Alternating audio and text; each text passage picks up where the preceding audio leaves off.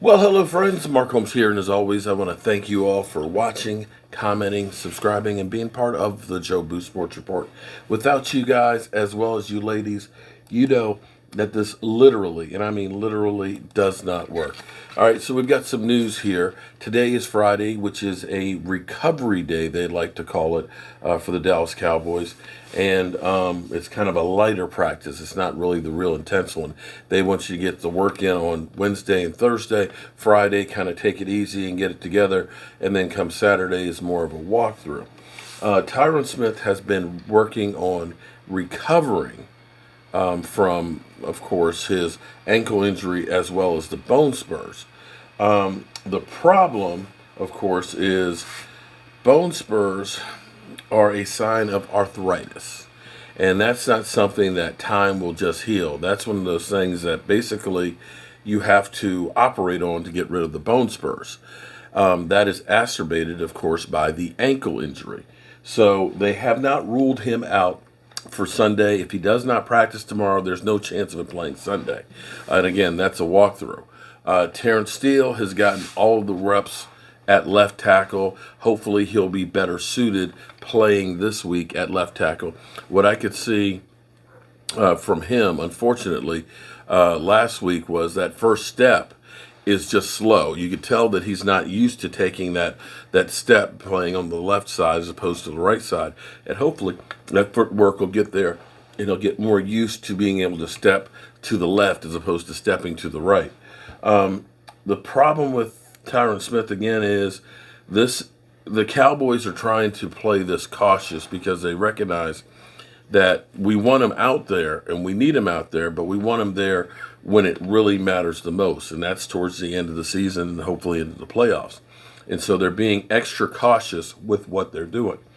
Now, Mike McCarthy was asked if this is something that could require surgery. And what Mike McCarthy's answer is, and this is where it's kind of like, ooh, is everything is on the table, and surgery is one of those possibilities of happening. However, the way he's been recovering, they believe that this isn't going to need surgery right now. This is an off-season type of a surgery that we're talking about here.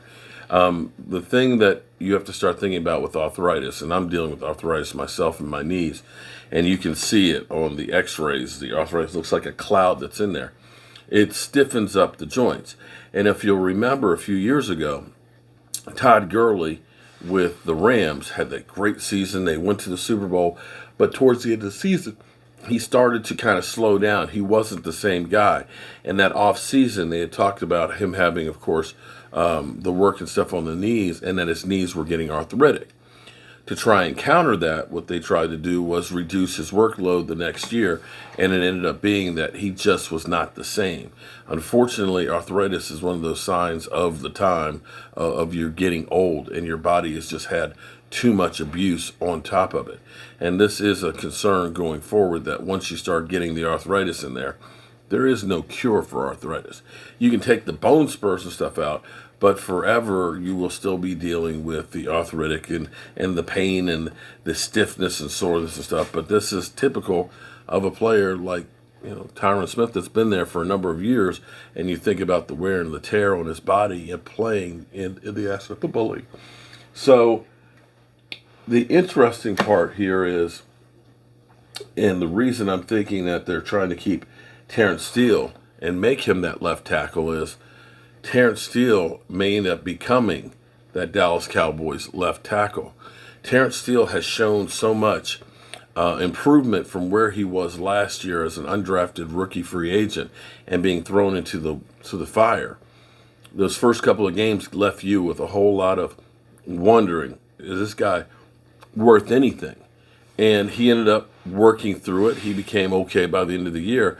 But in this one off season, he's really turned the narrative. And when he was thrown into the fire for La'el Collins, he actually played outstanding, to the point where they said, yeah, we've got a veteran Ty Nsekhe over there, but we believe more in this young guy. And I think that he is being groomed to become Tyron Smith's replacement. That's not necessarily a bad thing going forward, because for years people have been saying we need to draft Tyron Smith's replacement. Well, it may be that you already have Tyron Smith's replacement here and he just needs some more time. This would be ideal for the Cowboys if he is the guy, because he'd be able to step in for Tyron Smith when he misses those games. And he could also be that swing tackle that could also play on the other side and eventually become the guy that does replace Tyron Smith going forward. So I kind of like where this is going. I would rather have Tyron Smith there healthy. But in football, the biggest thing that you can do, or you must be able to do, is to adapt to a changing environment, because constantly everything is evolving and changing in front of you. If you cannot absorb a few guys getting hurt and being able to adjust to it, you will not be there in the end. And this, thus far, for the most part, the Cowboys have been able to actually do. I know people are panicking because we lost the Atlanta Falcons, but guys, take a look. Take a look. All the top teams in the NFC, guess what? They've all had a loss in recent weeks. Tampa Bay didn't lose this past week because they were off, but they lost the week before to the New Orleans Saints without a quarterback. The Rams, they got thumped by the Tennessee Titans without Derrick Henry. Green Bay, of course, without Aaron Rodgers, ended up getting beat by Kansas City. And, you know, we still don't know. We still haven't heard anything on Aaron Rodgers' situation for this week. Saturday was supposed to be the day, tomorrow, that he would be able to clear. So I'm assuming that he hasn't taken the test, or he does or does not have any symptoms. You know, it's almost comical to me when I sit here and think about this, because a lot of people forgot about it. You know, Aaron Rodgers got the $14,000 fine for the COVID protocol breaking. And we think about what CeeDee Lamb has been fined for his socks being too short and his shirt being untucked, and also for taunting here. I don't think people remember Aaron Rodgers beating the Bears and doing the discount double check and then screaming multiple times, "I still own you. I still own you." Isn't that still taunting? I mean, we got this. We get a fine. I guess it doesn't count if you're taunting the fans, as long as you're not taunting a player. I think I'm going to do more on this later, because, you know, this is where you understand that there seems to be a personal vendetta against CeeDee Lamb, but not Aaron Rodgers. All right, y'all. Hope you're having a great day. Hopefully that helps to clarify something of the Cowboys' plans with and without Tyron Smith. And hope to see you guys tonight at 9 o'clock Eastern. Still got a bug left in the website for channel members, and it's coming. It's coming. The wife is working on it right now, so it's coming.